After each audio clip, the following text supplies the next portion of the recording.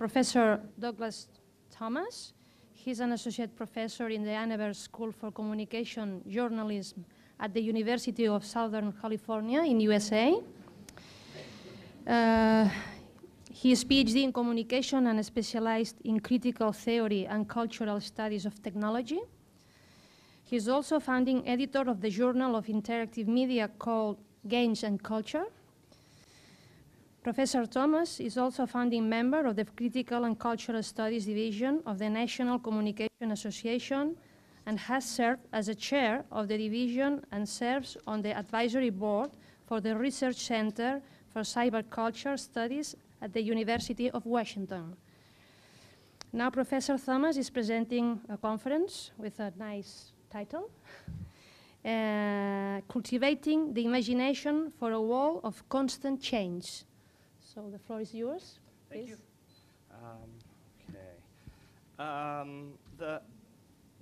The main thrust of what I wanted to talk about today is a book that I just completed with my colleague John Seely Brown, who is former director of Xerox PARC. And it really came out of a discussion that lasted about 3 years before we decided to write the book, that was identifying a fundamental problem we were seeing happening with technology, which was that it seemed to us that the world was changing faster than we were able to manage it. And that struck us as a fundamental problem with how we were thinking about learning in the 21st century. And that it may be fundamentally different than anything we've ever seen before. And not just that it's going faster and there's more of it, but there may be such a significant shift that we may have to rethink a lot of what it is that we believe about learning. And in the US, one of the things people often say is that our schools are broken. And to us, that was a comment that didn't make much sense. And when we reflected on that further, we thought, maybe it's not our schools that are broken, maybe it's our theory of learning that's broken. And if we take that perspective and start to interrogate what it really means to teach and what it really means to learn, you have a very different kind of set of perspectives that come out of that.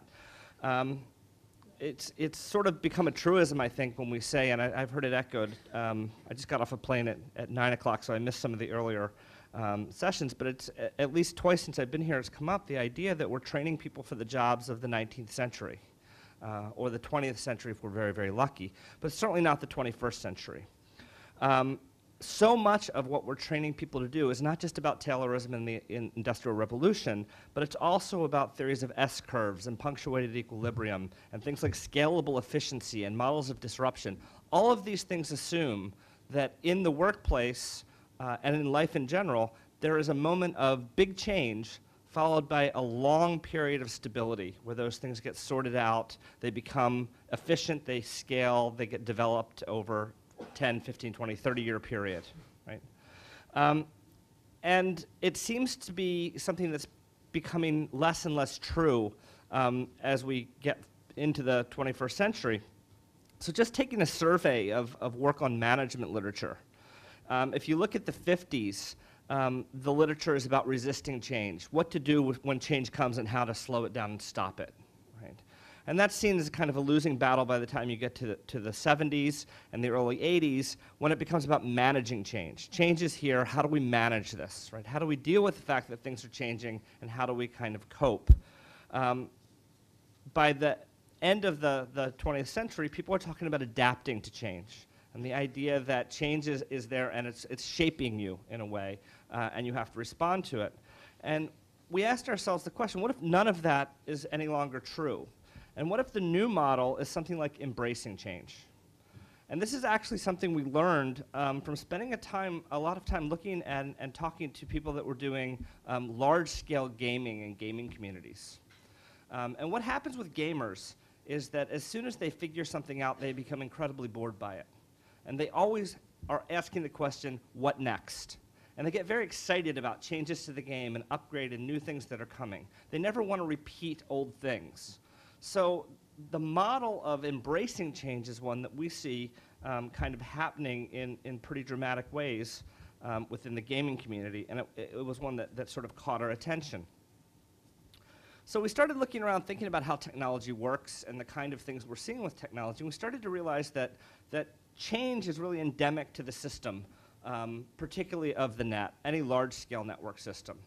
So if you look at something like reading the news on Google, the act of reading the news, the act of participating, fundamentally changes the news that the next person's going to read. Right? So Google News is actually an amalgamation of millions of microtransactions. Right? And it reshapes the news for all the other people that are going to read it. Search works the same way. The more you use it, the more robust it becomes, the better it becomes. It's a learning system, right? So in all of these kind of situations, you're looking at change as being something which isn't a large moment of disruption followed by long periods of stability. You're looking at it as something which is constant, a flow that's continually coming at us. So that started to really shape a lot of what we were thinking in terms of how we need to think about learning and education as a model. And just yesterday, 2 days ago, depending on how you count with time changing, I was at a conference in Chicago called Learning 3.0. And it was a conference on learning to talk to corporate trainers predominantly. There were some university educators there. But in corporate training, we asked them after we gave our talk how long it takes them to train a new employee, to really train them to be part of the corporate culture and to do their jobs. And they all agreed it was roughly about a year. It'd take a year to get a new employee straight out of college up to speed for a job. And then we asked them how quickly the information that they're given in that year becomes obsolete. And they said about 3 months. Right? So immediately you can kind of do the math, right? And you can figure out there's a problem here, that you spend a year training people for something that's going to only last about 3 months in their workplace.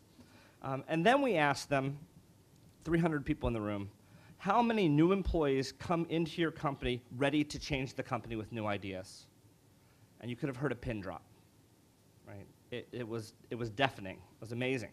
And at that moment, we kind of realized that that model of corporate training is not looking for new innovative ideas, and the kids that are coming out of universities aren't coming to jobs with new ideas.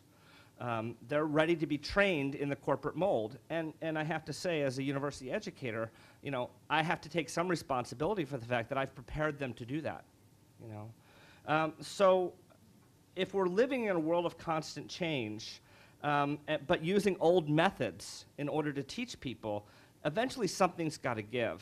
And one of my colleagues at Duke University, Kathy Davidson's just written a book about brain science and learning.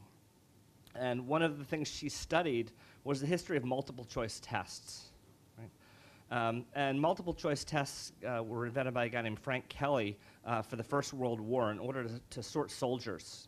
It was a very efficient model for figuring out who could be officers and who couldn't. And they graded people on a scale of A through E-, which should sound very familiar to all of us, right?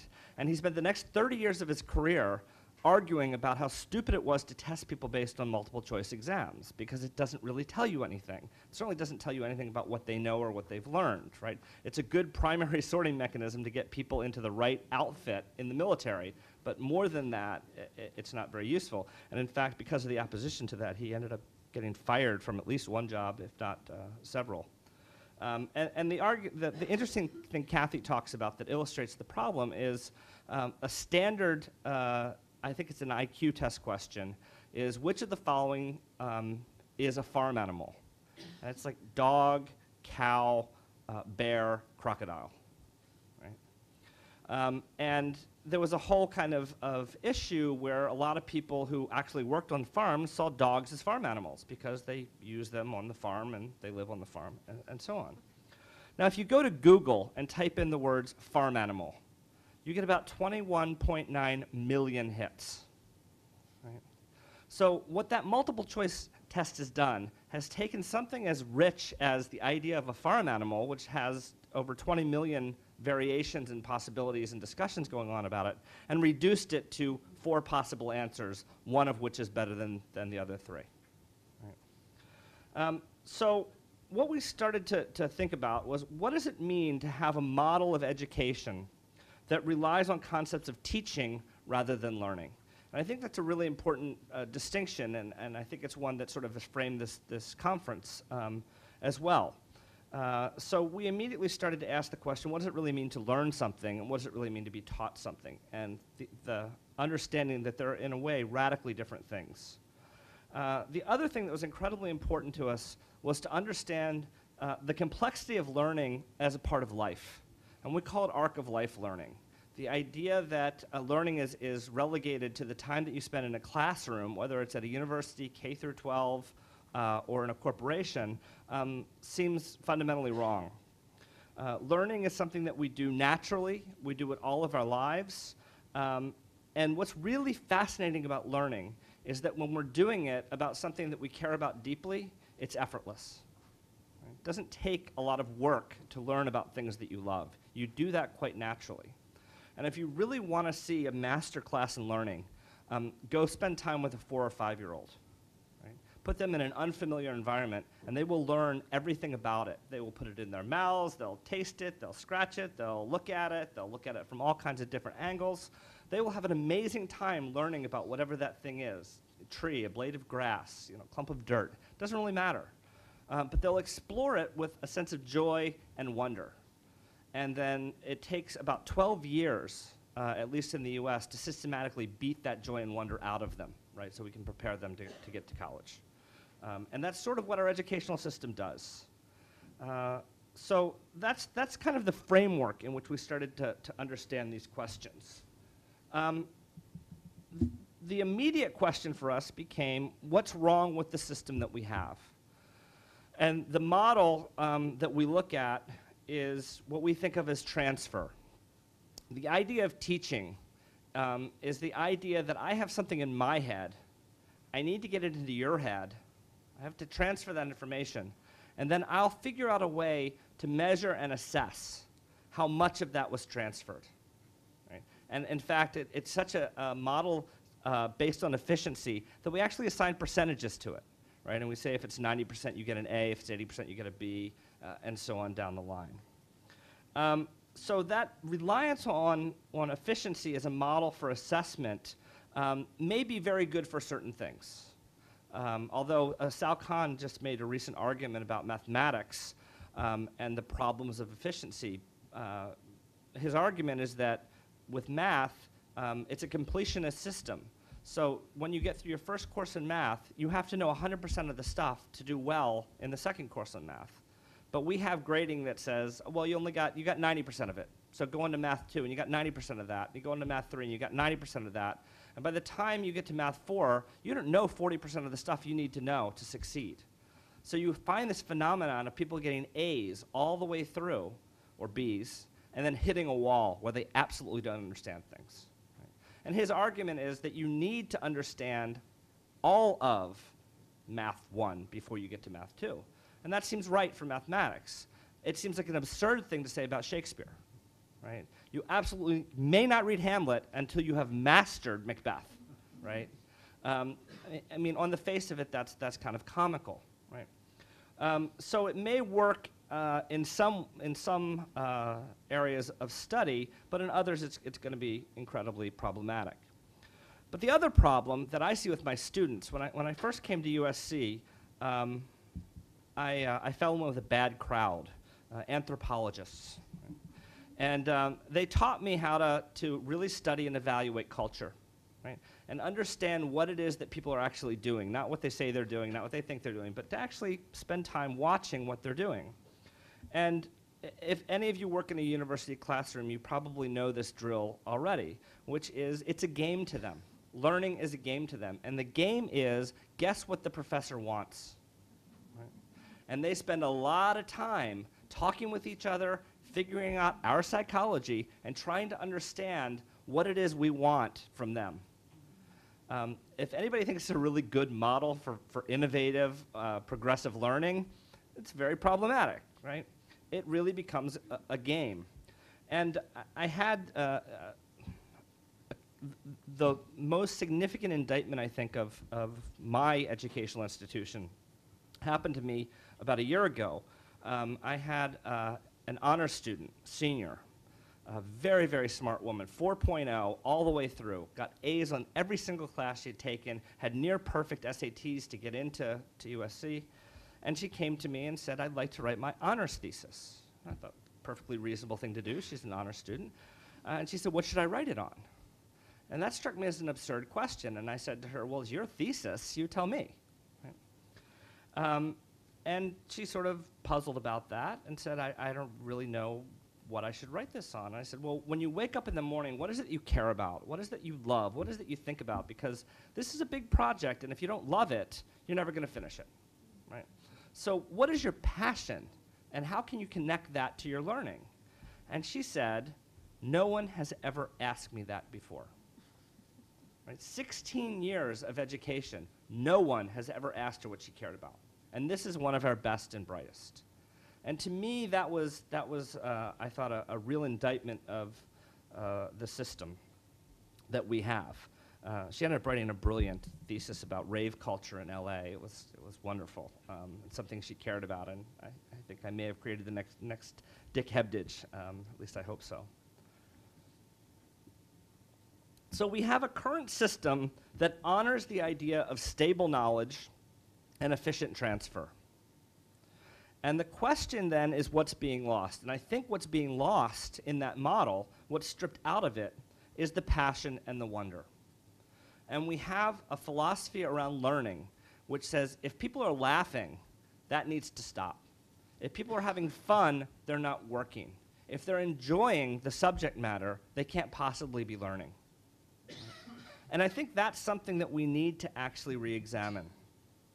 Now, part of the reason that's happened is that we've had a long period of time where explicit knowledge has been able to do a lot of work for us. And in the book, we talk a lot about Polanyi's work on the explicit and the tacit as two dimensions of every piece of knowledge. There's, if you think about the iceberg, right, there's the explicit is the stuff on top that's sticking out, and the tacit's the stuff on the bottom. Everything underneath, that's the cultural values and the context and everything that gives meaning to the explicit, really. And all pieces of knowledge have both of those things operating at once. And for most of the 20th century, in education, knowledge has been stable. So explicit kinds of forms of knowledge have been able to carry a lot of weight and do a lot of work. If things aren't changing, you can actually transfer that stuff fairly efficiently, and you can pass it on. What happens, though, when information starts to change rapidly? When it starts to change rapidly, then the explicit is not nearly as important as the tacit. And how you know what you know is more important than the facts. So for a long time, when explicit knowledge was very important, the tacit was composed mainly of things like institutional warrants and expertise. Right? You understood the value of the explicit because of where it was showing up. It was in the New York Times. It was in The Guardian. It was in some newspaper or reported by some reporter on the nightly news who you knew had institutional credibility. But what happens when those institutions start to become unreliable? Or more to the point, they start to proliferate because the entry cost to now be a reporter drops to zero. All you need to do is sign up for an account with blogger.com, start your own blog, get a readership, and you're an investigative journalist. Right? So what happens when those sites start to proliferate? How do you start to tell what's valuable and what's not, what's good reporting and what's not good reporting? And as important, what does expertise look like? Because if expertise gets challenged, and it is being challenged routinely, we as educators who rely on our expertise to give explicit knowledge to our students is constantly being undermined as well. And not directly by us, but culturally in that space of learning. So one of the theses that we came up with is that it may be we're finding the first generation where context has become more important than content. And shaping context has become incredibly easy. It used to be if you wanted to shape the context, you had to be Hearst. You had to buy a newspaper, you had to buy a TV station, you had to buy a radio station. Today, you need to get Adobe Premiere, you need to have a movie and recut it and put it on YouTube. So you have, for a very small investment, you have incredibly powerful tools, you have a worldwide distribution network, and you have the power to reshape messages pretty much any way you want. And one of the clips I like to show, if you go to YouTube and type in Scary Mary, you will find an absolutely brilliant short film put together. It is a trailer of Mary Poppins recut to look like a horror film. And it's absolutely brilliant. There's another one that has The Shining recut to look like a romantic comedy. Just the trailer. I mean, both of them are these master classes in taking the message and just changing the context. It's the same stuff, just the context is shifted to give a totally different meaning. I went to my students and I asked them a question that I thought was fairly benign. And it turned out to be, it took up a 3-hour discussion in our class. I asked them the question, who do you trust? I was talking about media and the web. And the answer they gave me was no one. And I thought at first that was an incredibly cynical response. They just don't trust anything. But that's not what they meant at all, and it took 3 hours to kind of tease this out. What they meant was they don't trust anyone in particular. They don't trust any single source. Now, when I grew up, if Walter Cronkite said it, it was true. If it was in the New York Times, it was true. They have none of those illusions. For them, they live in a world where they have MSNBC and Fox News and CNN and NBC and ABC. And they have so many choices. All of them appear to them to be biased. So it's a matter for them of aligning different messages in different contexts. So they have a much deeper understanding of the issues if they're looking at 5 or 6 different sources, understanding they're all biased and understanding how those biases work. So what they're doing is they're constantly evaluating context, and they become very sophisticated and very good at it. And one of the places this discussion went to was the discussion of Wikipedia. And one of my students said to me, I don't understand why all my professors hate Wikipedia so much. And they all think it's inaccurate, but what they don't understand, talking to the professors, is it's just one more context. Right? So the sense for them that Wikipedia has to be accurate like the Encyclopedia Britannica, they don't see it that way. They don't see them as competing sources. They see them as cumulative. And knowledge as being something that's so deeply contextually bound, if you evaluate the context, you can understand the message. The other thing I wanted to mention is I taught a class a number of years ago in a virtual world. And one of the themes that came up in reading the discussion around this conference was the notion of what is our role in the classroom. And one of the things that's important for me to talk about is the fact that I went through a process where I had a 3-hour-long class, and it was taught in a game called Star Wars Galaxies. And because it was a games class, and it was like 2004, 2005, I loaded the syllabus with some really heavy-duty reading. It was Martin Heidegger and Jacques Derrida and Donna Haraway and really heavy philosophical stuff, because I wanted people to look at it as a very serious class. So the class would run like this. We'd go about an hour and a half of me lecturing about the material. Then we'd have about an hour discussion of the material.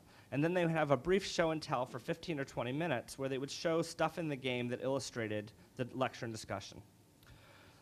About the 3rd week, everything was going fine until students started coming in and saying, okay, I know we got to do the lecture and got to do the discussion, but there's this amazing thing in the game you just have to see.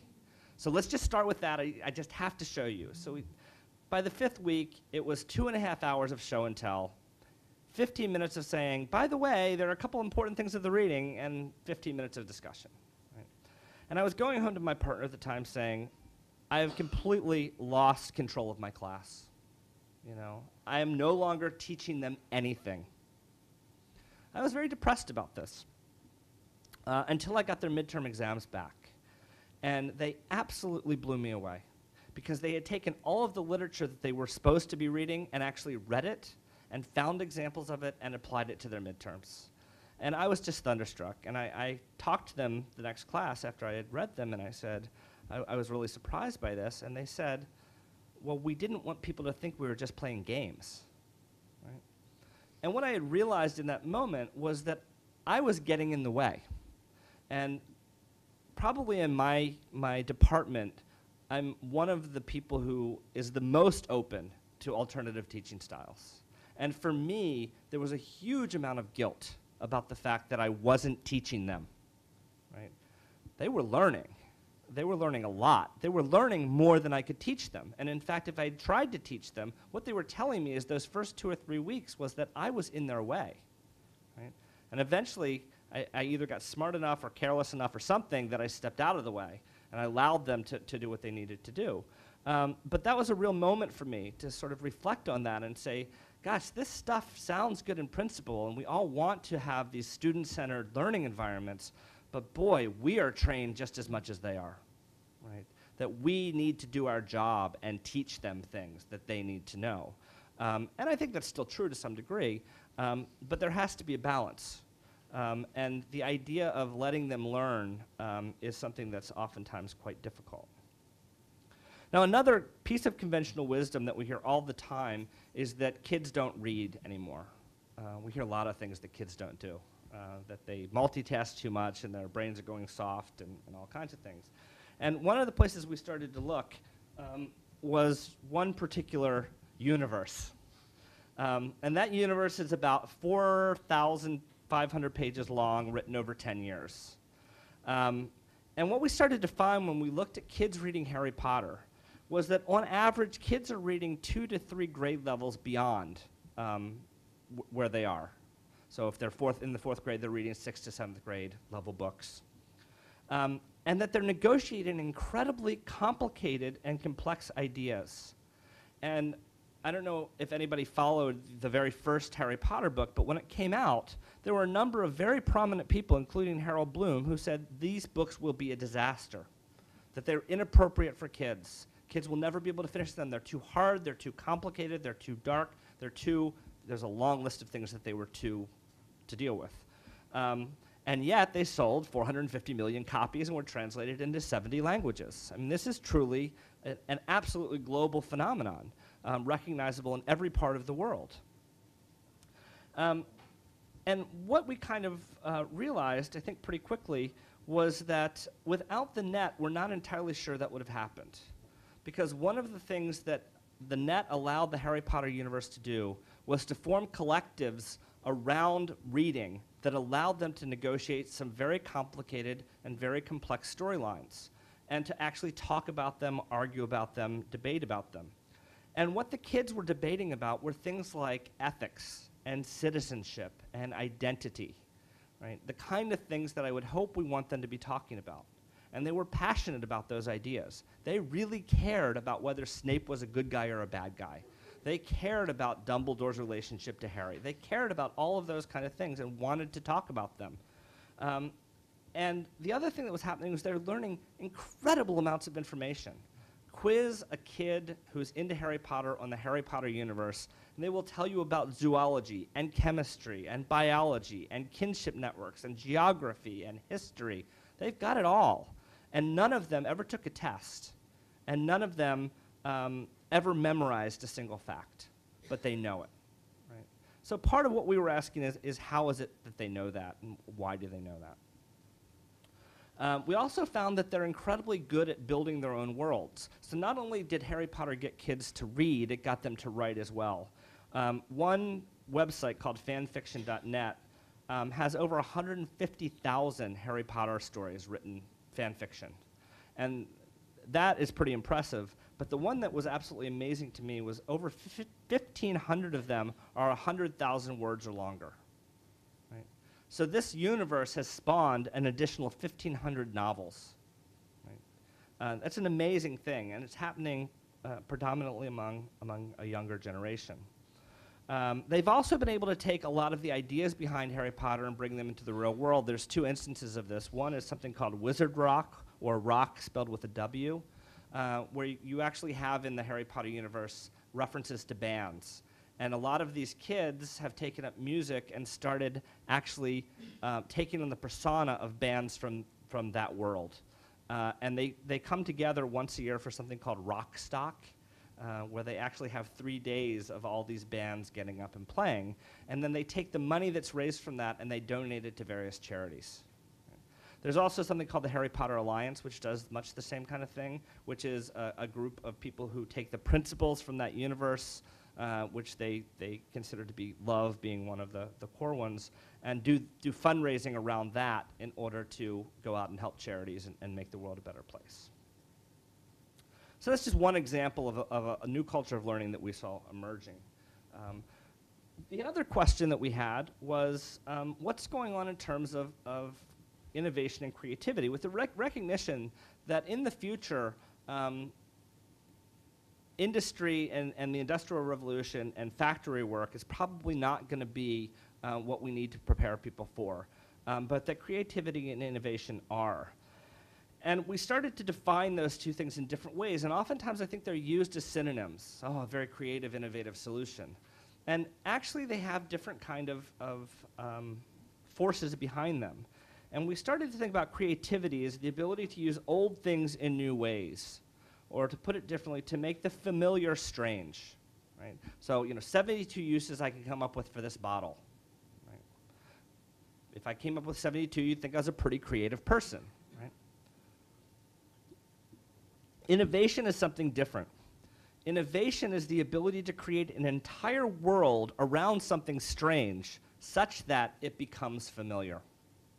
And Harry Potter is a great example of that, to say, what if the stick was a magic wand? What would have to be true of the world in order for that statement to be correct? Right? I have to build an entire world around that where magic exists. A more immediate example would be someone like Bill Gates, who drops out of Harvard in the 1970s, moves to Albuquerque, New Mexico, and says, what if there was a computer on every desk? Builds a world around that and builds a small company called Microsoft, and was fairly successful with that. So the question becomes, what are the benefits of each? So creativity works well with an established paradigm, and it's useful in extending it and even exhausting it. So in terms of a stable environment, creativity works pretty well in order to create that scalable efficiency and that model of the sort of S-curve with the disruption with a long period of stability. But what we see today around learning, and I think this is a kind of danger for us, is that we're coming up with creative ways to extend the current system. Make it faster, make it bigger, make it run better, make it able to do the things that it needs to do to keep up without really understanding that eventually it's going to exhaust itself. And oddly, information is an area where if you look at what a hospital looked like 100 years ago and look at one today, it would be unrecognizable. Right? Everything's changed so much. Now, if you took an educator from 100 years ago and plunked them into a college classroom today, it would be entirely familiar to them. Right?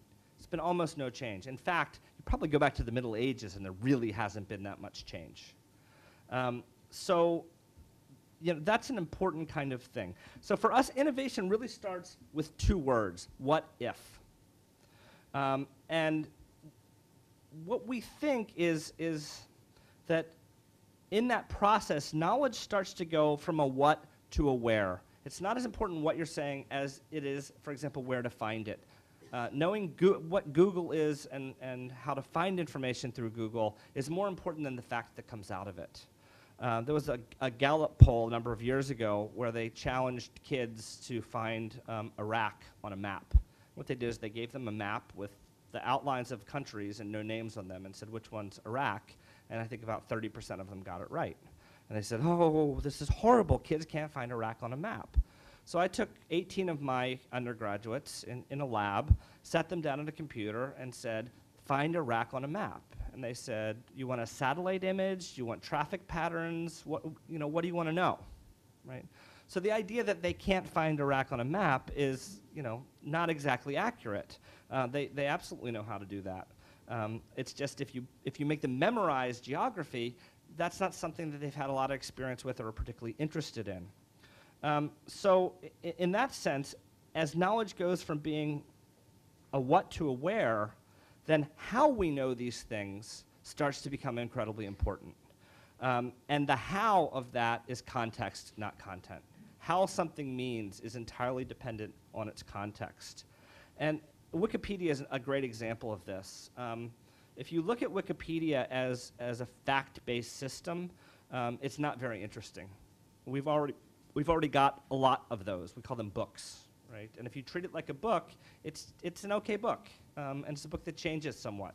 If you're really interested in Wikipedia, go read it through time. And it will tell you what pieces of knowledge, for example, are deeply contested. Look at how many times the entry for Christopher Columbus has been changed. Right? And that tells you a lot more than what the actual thing says. Right? The context in which the debate emerged and evolved tells you a lot about what people think of that piece of knowledge, whatever its stability is at any given moment. The next thing I want to talk about, I want to make sure I have some time for questions. Just 5 minutes more. 5 minutes more. Okay, is the idea of communities and collectives. And this arose out of the idea of looking at communities as a place where people take their agency and they invest it usually in building a community. So, you know, Greenpeace, something like that, right? You give yourself in order to make the organization bigger. And we all have probably had the experiences of communities that don't scale very well. So you start out with 40 people and it's wonderful, but when it becomes 400, suddenly everybody looks around the original 40 and go, yeah, this isn't so much fun anymore, right? We've lost that thing that made us the community. Right? So it's agency building institutions. The idea behind a collective that we see emerging around things like Facebook is that the institution starts to afford individual agency. Right? Radically different proposal. Right? Nobody that I know of is so committed to Facebook that if something better came along next week, they wouldn't jump ship and go immediately. Right? Nobody has like Facebook tattoos or whatever it would be that would show your allegiance to the brand, right? And collectives then have this incredible ability not only to scale, but they get better as they get bigger, right? But the investment's different. So if I'm in a study group on, I don't know, whatever, amateur astronomy, right?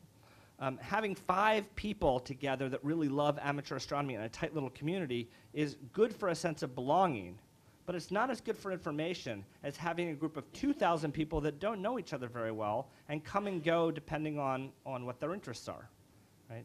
That knowledge base of 2,000 people means I can say, hey, I'm looking for a new telescope and I'm thinking about getting this one. What do you guys think? And then 5 people who have that can write back and say, oh, I love mine, or I hate mine, or do it or don't do it, or whatever. Right? It's almost like crowdsourcing in that way. The investment is not to the community.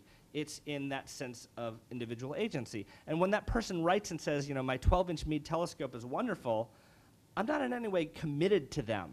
Right? There's no bond that's developed from that. It's just a piece of information. So collectives are incredibly robust in that sense. And we come to the conclusion that, that people will learn in order to belong to a community.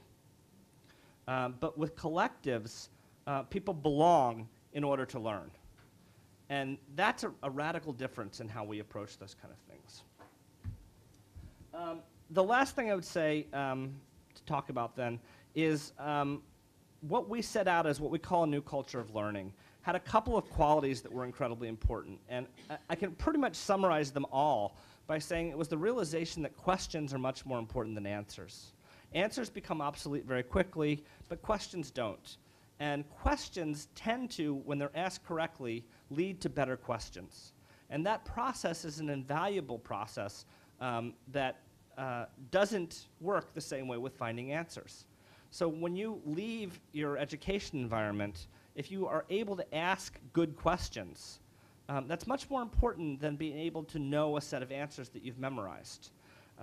And a lot of what this evolved into is an idea that a culture of learning is not just a culture like the anthropologists look at, but we started to use the metaphor of a petri dish, where you actually grow a culture. And the petri dish has 2 unique qualities. The first is that it has boundaries. It's a glass dish that keeps the outside out. So it's bounded. But inside that environment, when you add the stimulus, it has to be allowed to grow unchecked. Right? You can't guide it, you can't shape it, whatever. So it's that notion of unlimited agency within a strict institution or bounded environment that gives you a very interesting tension that allows things to develop. And so many people have been talking about the internet as the savior of learning without thinking about putting boundaries around it or thinking about having more bounded classrooms and getting back to more memorization and that kind of thing without really understanding the power of networks. So the idea of putting those things together and using the tension between them to facilitate learning seemed to us to be a really powerful combination. So I'd like to just leave it there.